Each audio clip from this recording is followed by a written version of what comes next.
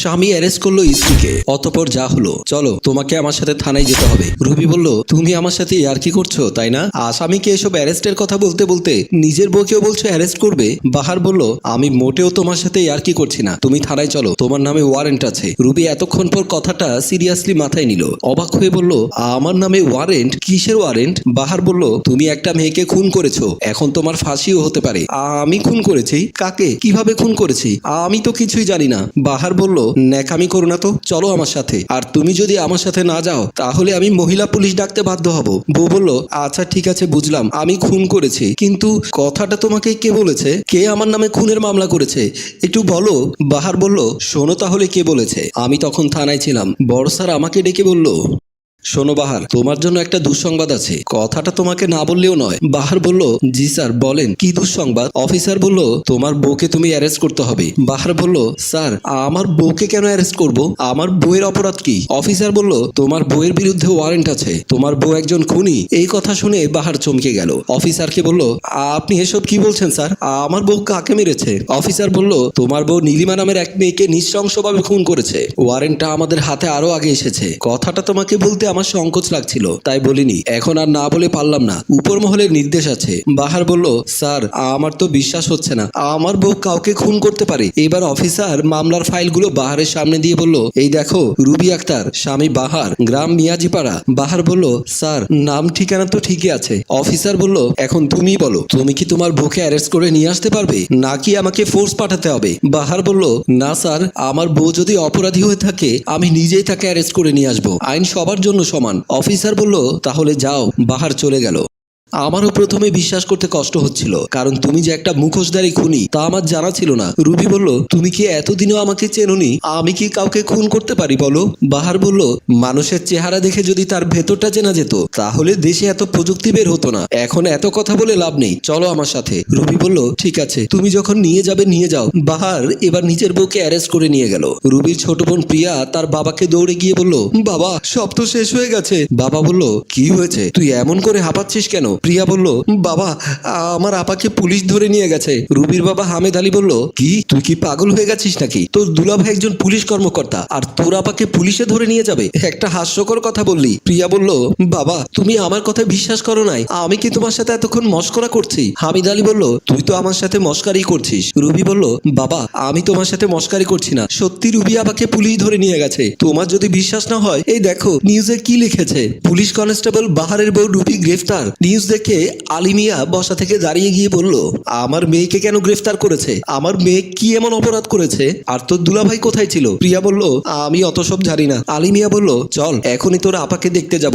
বলেই মেয়েকে নিয়ে বাবা চলে গেল। রুবি, বাহার আর পুলিশ অফিসার থানার মধ্যে বসে আছে। রুবির চোখের পানি টলমল করছে। এমন সময় রুবির বাবা আর বোন দুজনই থানায় গেল। থানায় গিয়ে বাহারকে বলল, জামাই আমার মেয়ে কি দোষ করেছে? আমার মেয়েকে কেন অ্যারেস্ট করা হয়েছে? তুমি কোথায় ছিলে যখন আমার মেয়েকে অ্যারেস্ট করছিল তখন? বাহার বলল, দেখেন আপনি আমার শ্বশুর, জামাই ষষ্ঠুরের সম্পর্ক বাড়িতে, এটা থানা, এখানে আমি একজন পুলিশ আর আপনি সাধারণ দেশের জনগণ, কথাবার্তা সাবধানে বলেন। এবার আলিমিয়া পুলিশ অফিসারকে জিজ্ঞেস করলো, স্যার আমার মেয়ে কি দোষ করেছে?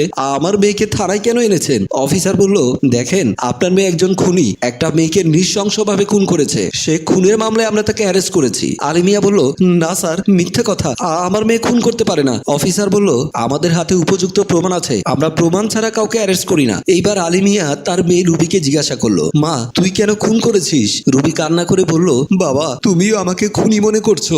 বাবা বিশ্বাস করো আমি কাউকে খুন করিনি, তুমি বলো আমি কি কাউকে খুন করতে পারি? আলিমিয়ার চোখের পানি টলমল করছে। মেয়েকে এই অবস্থায় দেখে চোখের পানি মুছে বলল, না স্যার আমার মেয়ে খুন করতে পারে না, আমার মেয়ে একটা তেলাপোকা দেখলেও ভয় পেত, সেই মেয়ে কিভাবে একটা মানুষকে খুন করবে? অফিসার বলল, এই সব কথা আমাদেরকে বলে লাভ নেই, আমাদের হাতে অ্যারেস্ট ওয়ারেন্ট আসছে, আমরা অ্যারেস্ট করছি, এখন তাকে আমরা কোর্টে চালান করে দেব। আপনার যদি কিছু বলার থাকে কোর্টে গিয়ে বলবেন। বাহার তুমি একটা ফোর্স নিয়ে রুবিকে কোর্টে চালান করে দাও। বাহার রুবিকে বলল, এই চলো। রুবি কান্না করে বলল, আজকে আমার একটা কথা ভাবতে বুক ফেটে যাচ্ছে, তুমি কি সত্যি আমার স্বামী? আমি কি এতদিন তোমার সাথে সংসার করেছিলাম? তুমি কিভাবে পারো নিজের বউকে অ্যারেস্ট করে কোর্টে চালান করে দিতে?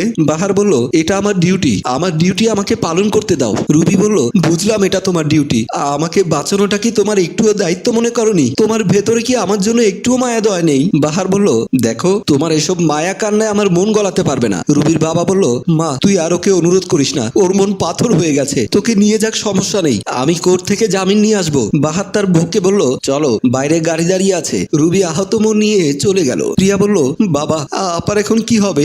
বাবা বলল, আল্লাহ ভরসা, দেখি, আমি কোর্টে যাব। রুবি জেলখানায় অনেক দিন কেটে গেল। একদিন রাতে রুবির বাবা দুঃস্বপ্ন দেখে ঘুম থেকে চমকে উঠে গেল আর হাউমাউ করে কান্না করতে লাগলো। প্রিয়া গিয়ে বলল, বাবা কি হয়েছে, তুমি এভাবে কান্না করছো কেন? বাবা বলল, মারে আমি স্বপ্নে দেখেছি আমার মেয়ে আর বেঁচে নেই, আমার মেয়ে মারা গেছে। প্রিয়া বলল, বাবা স্বপ্ন কখনো সত্যি হয় না, আমরা তো কয়েকদিন আগে গিয়ে আপাকে দেখে আসলাম। বাবা বলল, আমার মনে হয় ওই দেখাই শেষ দেখা, আমি মনে হয় আমার মেয়ের মুখটা আর দেখবো না। প্রিয়া বলল, বাবা তুমি এভাবে ভেঙে পড়লে হবে না। এমন সময় সেখানে বাহার গেল। বাহারকে দেখে তার শ্বশুর বাহারের উপরে রেগে গিয়ে বলল, এই তুমি আমার বাড়িতে কেন এসেছো? এখন কি আমাকে অ্যারেস্ট করতে এসেছো? বাহার বলল, আব্বা আমি জানি আপনারা আমার উপরে রেগে আছেন, কিন্তু আমার হাত পা আইনের হাতে বন্দি, আইন যা বলে আমার তাই করতে হয়। এমন না যে আপনার মেয়ের জন্য আমার কষ্ট লাগছে না, আমারও কষ্টে বুক ফেটে যাচ্ছে। প্রিয়া বলল, দুলা ভাই আপনি চাইলে কি পারতেন না আপাকে বাঁচাতে? আপনিও তো একজন পুলিশ। বাহার বলল, না রে বোন, আমি চাইলে পারি না, কারণ আমি তো আইনের অমান্য করতে পারি না। বাবা বলল, তোমার চেহারা আমি দেখতে চাই না, তুমি আমার সামনে থেকে চলে যাও। বাহার বলল, ঠিক আছে চলে যাব, যাওয়ার আগে একটা কথা বলে যায়, আপনার মেয়েকে একটু শেষবার মতো দেখে আসিয়েন। এই কথা শুনে বাবা বলল, কি হয়েছে আমার মেয়ের? বাহার বলল, আপনার মেয়ের ফাঁসির অর্ডার হয়েছে, যে কোনো সময় ফাঁসি কার্যকর হতে পারে। এই কথা শুনে আলিমিয়ার যেন দম বন্ধ হয়ে যাচ্ছে। প্রিয়া কান্না করে বলল, আমার বোনের যদি কিছু হয় আমিও মরে যাব। বাবা বলল, আমি আমার মেয়ের কাছে যাব।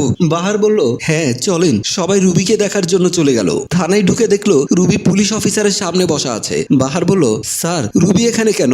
অফিসার বলল, বাহার বিষয়টা হলো আমাদের ইনফরমেশনটা ভুল ছিল। বাহার বলল, কি বলছেন স্যার? অফিসার বলল, হ্যাঁ একই নামে একই গ্রামে আরো একটা মহিলা আছে, আর আমরা তোমার বউকে অ্যারেস্ট করেছিলাম। এবার আলী মিয়া আল্লাহর কাছে শুকরিয়া আদায় করে বলল, আলহামদুলিল্লাহ স্যার, আমি বলেছিলাম না আমার মেয়ে খুন করতে পারে না। অফিসার বলল, হ্যাঁ চাচা মনে কষ্ট নিয়েন না, আসলে আমাদের ভুল হয়েছিল। আর চাচা আপনাকে একটা কথা বলি, আপনি বাহারকে ভুল বুঝবেন না, বাহার তার দায়িত্ব পালন করেছে। আলী মিয়া বলল, স্যার আপনাকে অনেক ধন্যবাদ, মা চল বাড়িতে চলে যায়। আলী মিয়া রুবিকে নিয়ে চলে গেল।